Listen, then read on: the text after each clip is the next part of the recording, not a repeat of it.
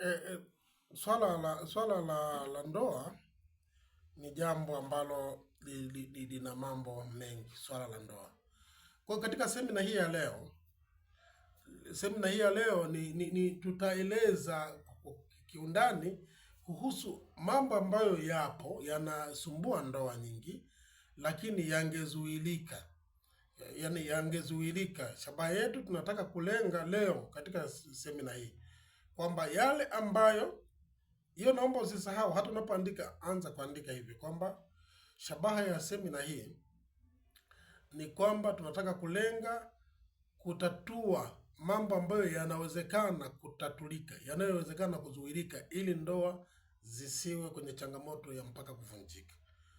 Tukiacha kifo, kuna mambo fulani ambayo yangezuilika ili ndoa ibaki salama.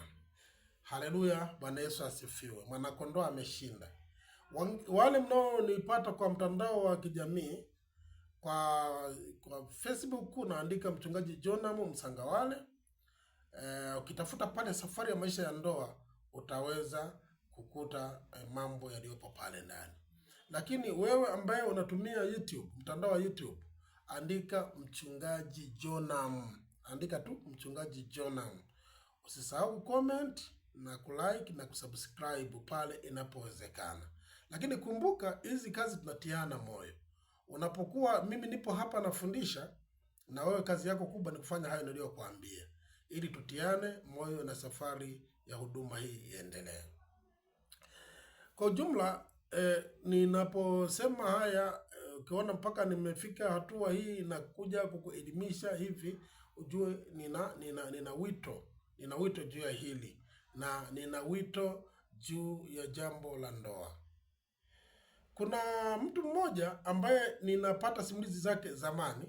Wataalamu wengine waliomuona wanaotusimulia wanasema alikuwa amekufa kidogo. Baada ya kufa kidogo, alafu akarudisha ufahamu. Sasa sijui kama alizimia au alikufa, lakini wengine wanasema alikufa.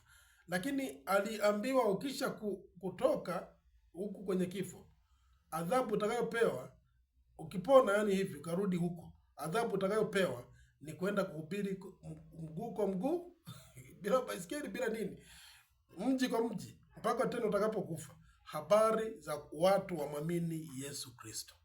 Sasa mimi nikwambie pia, mimi ni miongoni mwa watu walioishi kwenye ndoa za aina hiyo hiyo ulio nayo, ambayo ingevunjika. Ndoa yako pengine imevunjika au imevunjika kisirisiri. Mwenyewe nimewahi kuishi kwa mtindo huo huo, lakini Mungu